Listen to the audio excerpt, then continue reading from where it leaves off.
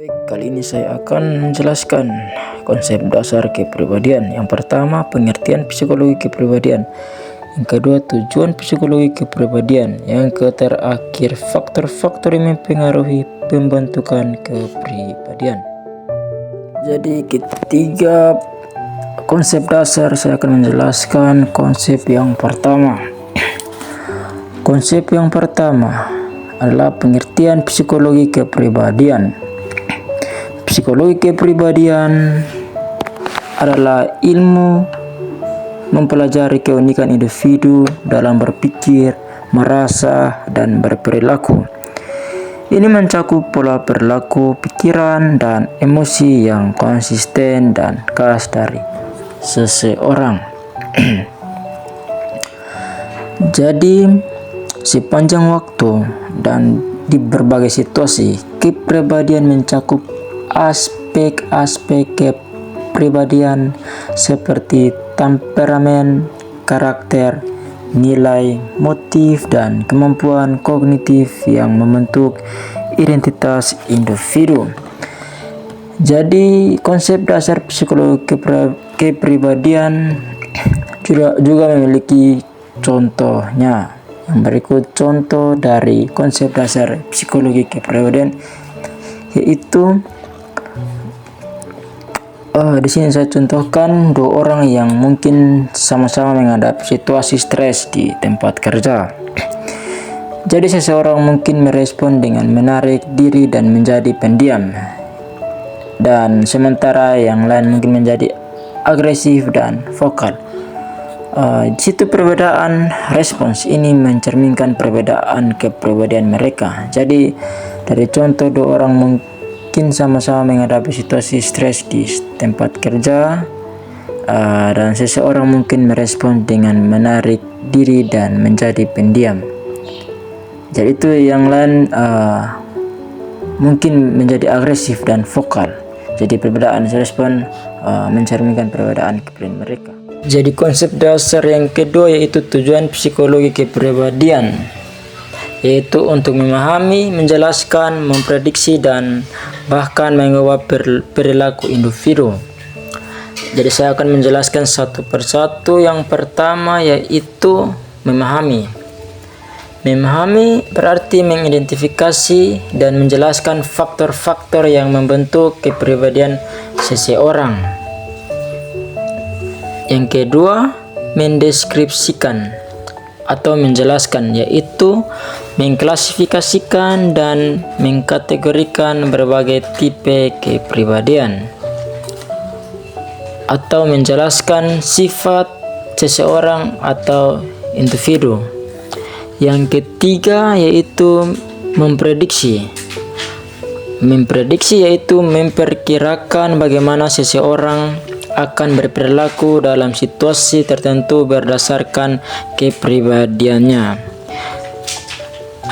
Yang terakhir mengubah atau meningkatkan, yaitu membantu individu untuk mengembangkan dan meningkatkan aspek-aspek kepribadian mereka yang kurang adaptif.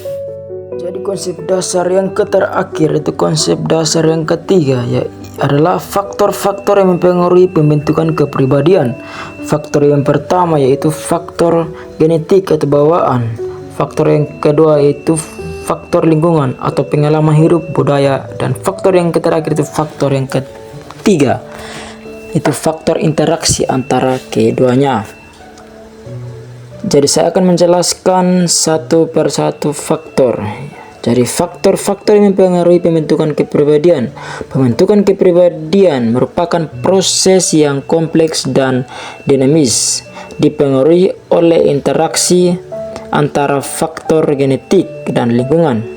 Jadi saya akan menjelaskan faktor yang pertama itu faktor genetik atau bawaan. Jadi faktor genetik atau bawaan adalah temperamen, kecenderungan bawaan terhadap emosi tertentu, yaitu misalnya mudah marah atau tenang, dan beberapa aspek kepribadian lainnya mungkin dipengaruhi oleh faktor genetik. Studi kembar menunjukkan adanya komponen genetik dalam kepribadian. Jadi faktor yang kedua yaitu faktor lingkungan. Pengalaman hidup individu sejak dini hingga dewasa sangat berpengaruhi. Ini meliputi berbagai macam. Jadi ada berbagai macam pengalaman hidup individu sejak lahir atau sejak dini. Jadi hingga dewasa. Jadi sejak lahir hingga dewasa itu dapat dipengaruhi atau sangat berpengaruh. Jadi meliputi ada berbagai macam, yaitu pertama pengasuhan. Jadi pengasuhan yaitu gaya pengasuhan orang tua. Jadi sejak lahir itu mengasuh oleh orang tua itu atau otoriter, permisif, demokratis, dapat membentuk pola perilaku dan kepercayaan diri anak. Jadi orang tua mengasuh anak dapat membentuk pola perilaku atau etika wibawa yang diperoleh dan kepercayaan diri anak. Yang kedua dari faktor lingkungan itu budaya.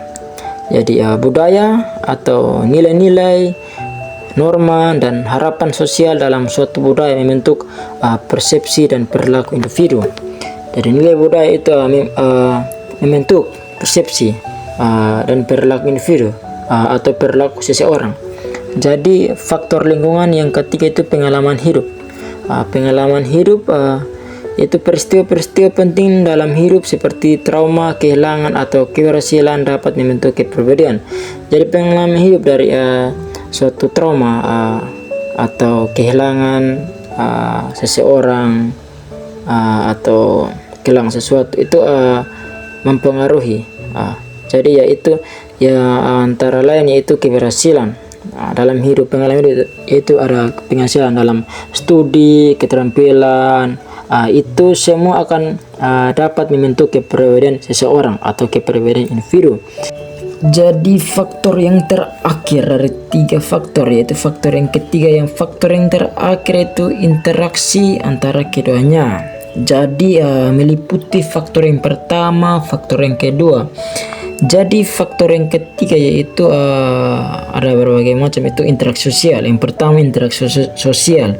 Jadi interaksi sosial itu yaitu hubungan dengan keluarga, teman dan rekan kerja, membentuk persepsi diri dan perilaku sosial. Jadi dari interaksi tersebut hubungan dengan keluarga, dalam keluarga itu meliputi ayah, ibu, kakak, adik, itu akan membentuk persepsi diri dan perilaku sosial, dan teman juga atau rekan kerja. Dari situ interaksi kita individu atau seseorang terhadap keluarga atau teman dan rekan kerja itu akan membentuk persepsi dirinya sendiri dan akan membentuk perilaku sosial. Dirinya berperilaku sosial dari hubungan dari keluarga, teman dan rekan kerja atau siapapun itu akan membentuk persepsi diri dan perilaku sosial. Interaksi yang berikutnya yaitu interaksi genetik. Interaksi genetik dan lingkungan, yang berarti faktor genetik dan lingkungan tidak bekerja secara terpisah. Gen dapat mempengaruhi bagaimana seseorang berinteraksi dengan lingkungan, dan sebaliknya lingkungan dapat memicu atau menekan ekspresi dari seseorang atau individu gen tertentu. Ini disebut sebagai epigenetika.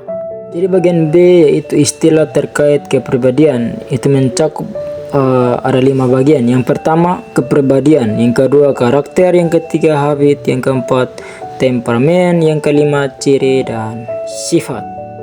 Jelaskan satu persatu istilah yaitu atau istilah-istilah terkait kepribadian. Yang pertama kepribadian adalah pola perilaku, pikiran dan emosi yang unik dan konsisten dari seseorang. Yang kedua yaitu karakter.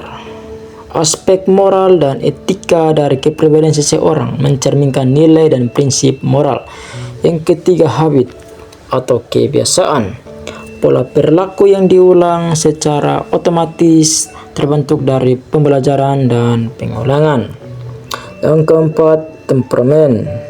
Aspek bawaan dari kepribadian yang meliputi gaya emosi dan reaktivitas individu. Yang kelima, ciri. Karakteristik khusus yang membedakan seorang dari yang lain, atau sifat, kualitas, atau atribut seseorang yang relatif stabil. Materi yang terakhir atau bagian C, psikologi kepribadian, Sigmund Freud. Teori psikoanalisa Freud menekankan pengaruh alam bawah sadar terhadap kepribadian. Ia membagi struktur kepribadian menjadi 3 bagian, yaitu yang pertama, ID, yaitu prinsip kenikmatan, dorongan dasar, dan insting. Yang kedua, ego, atau prinsip realitas, mediator antara ID dan superego. Yang terakhir itu superego, prinsip moral, internalisasi nilai-nilai sosial dan norma.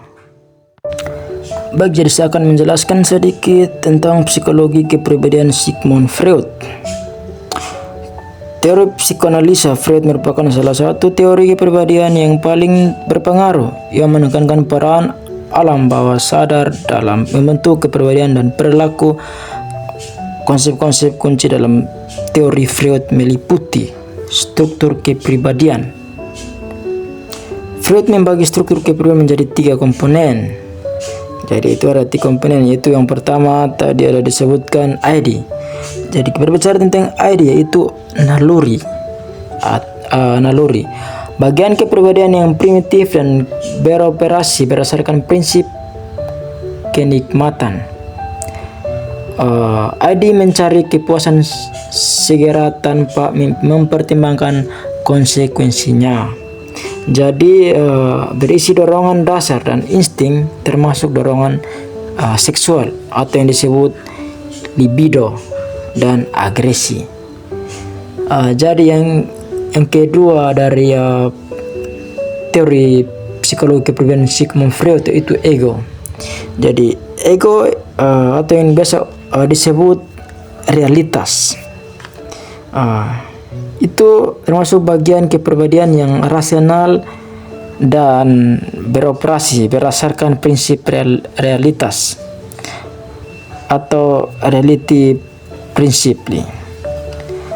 Ego dengan cara yang realistis dan sesuai dengan norma sosial.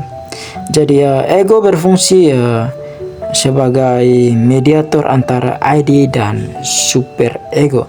Jadi ego di tengah-tengah atau mencakup, meliputi atau berfungsi dalam berbagai psikologi kepribadian dari Sigmund Freud atau teori dari Sigmund Freud yang itu yaitu ID dan superego. Jadi ego ini berfungsi sebagai mediator. Jadi bisa di ID dan superego. Jadi penjelasan yang terakhir itu superego. Superego. Jadi superego atau yang bisa disebut moral. Superego atau moral. Bagian kepribadian yang mewakili nilai-nilai moral dan ideal sosial. Superego berfungsi sebagai atau yang bisa dikatakan hati nurani dan menghakimi perilaku individu. Jadi superego itu ia menghakimi perilaku individu atau perilaku seseorang. Jadi superego berkembang melalui internalisasi norma-norma dan nilai-nilai orang tua dan masyarakat. Jadi mekanisme yang harus mempertahankan ego yaitu ego menggunakan mekanisme pertahanan untuk mengatasi konflik antara ID dan superego. Jadi ego, ia mempertahankan untuk mengatasi konflik. Jadi ego itu mempertahankan konflik antara ID dan ego, super ego. Jadi serta untuk mengurangi kecemasan. Contoh mekanisme pertahanan meliputi berbagai macam represi. Jadi super ego itu bisa mempertahankan untuk mengatasi konflik, berbagai konflik dalam ID dan super ego. Jadi yang pertama itu represi, menekankan pikiran dan perasaan yang tidak dapat diterima ke dalam alam bawah sadar. Jadi meliputi represi. Jadi yang kedua proyeksi. Proyeksi itu menetapkan perasaan atau sifat-sifat yang tidak dapat diterima kepada orang lain. Jadi menetapkan perasaan atau sifat-sifat yang tidak dapat diterima kepada orang lain. Yang terakhir itu rasionalisasi. Jadi itu menciptakan penjelasan yang dapat diterima secara rasional untuk berlaku. Jadi yang sebenarnya didorong oleh motif yang tidak dapat diterima. Yang berikut sublimasi. Jadi sublimasi mengalihkan dorongan yang tidak dapat diterima ke dalam aktivitas yang dapat diterima secara sosial atau umum. Jadi tahapan psikososial Freud. Jadi tahapan psikososial Freud juga menjelaskan tahapan perkembangan psikososial. Jadi Freud punya tahapan psikososial di mana kepribadian berkembang melalui serangkaian tahapan yang ditandai dengan fokus pada zona erogen tertentu. Jadi kegagalan untuk menyelesaikan konflik pada setiap tahapan dapat mengakibatkan fiksasi dan dapat mempengaruhi kepribadian di mana kita dewasa atau di masa dewasa. Jadi penerapan teori Freud. Jadi tadi teori, jadi sekarang penerapan teori Freud.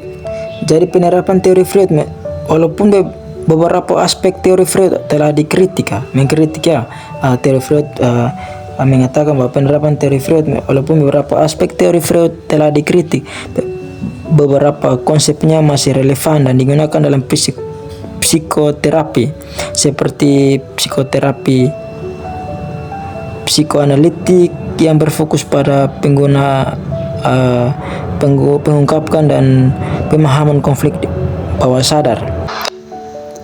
Jadi contoh penerapan. Jadi contoh penerapan dari teori Sigmund Freud itu yang pertama saya akan menjelaskan contohnya penerapan psikoterapi atau psikoterapi psikoanalitik dapat membantu individu. Jadi contohnya psikoterapi dapat membantu individu untuk memahami akar masalah emosi mereka.